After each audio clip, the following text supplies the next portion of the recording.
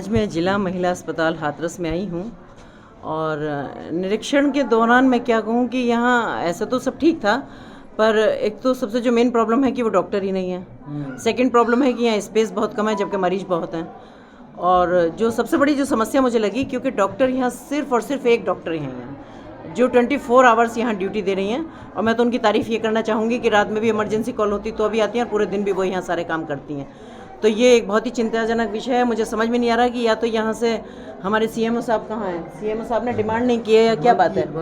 तो ऐसे कैसे, मतलब आप अगर इतना लिखे देंगे, क्योंकि एक डॉक्टर ऑपरेशन भी करना, नॉर्मल डिलीवरी भी करना, और क्योंकि कितनी भी एक टाइम में कितने भी हो जाते हैं, तो ये तो बिल्कुल इम्पॉसिबल है। तो मुझे लगता है कि इन सब चीज़ों को देखते हुए तो मुझे नहीं लग रहा कि यहाँ कुछ व्यवस्थाएँ अच्छी चल रही। जिला अस्पताल से लेकर महिला अस्पताल में डॉक्टरों की कमी बहुत लंबे समय से है।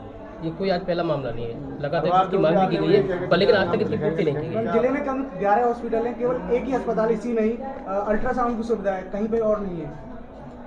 और कहीं का तो मैंने विजिट नहीं किया, पर अगर यहाँ है तो ये तो बहुत अच्छी बात है, जो भी सुविधाएं जहाँ है।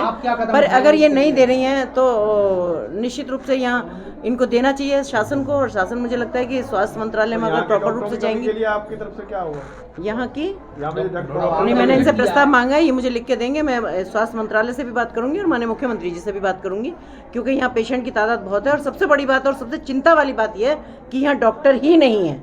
तो डॉक्टर नहीं है तो उस हालात में आप सोच सकते हो कि किस तरह से, अगर मान लो मैं ये जो डॉक्टर है, मेरी क्या नाम है आपका, डॉक्टर पुष्पलता जी हैं यहाँ, कि अगर ये 24 आवर्स यहाँ हैं और अगर एक ऑपरेशन करने जा रही है, तभी अगर अर्जेंट नॉर्मल कोई दूसरा नॉर्मल डिलीवरी आ जाती है या ऑपरेशन आ जाती है, तो वो तो व्यक्ति 100% सफ़र करता है।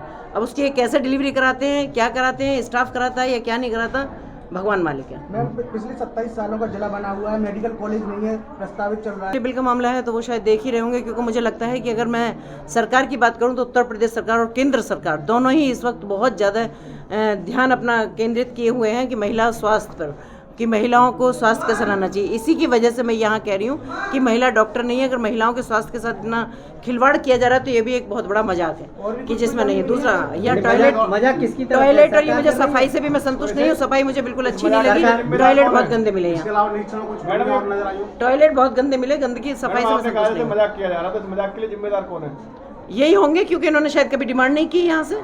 तो यहाँ के लोग बताएं कि ऐसा क्यों हो रहा है, कि यहाँ क्यों नहीं है, क्योंकि इन्होंने बताया है, लेकिन अब हम पता करेंगे कि क्यों, क्या वजह है। अगर डिमांड यहाँ से गई है तो डॉक्टर क्यों नहीं अपॉइंट हुए यहाँ, ये डॉक्टर नहीं आना चाहते हैं या डॉक्टर भेजे नहीं गए।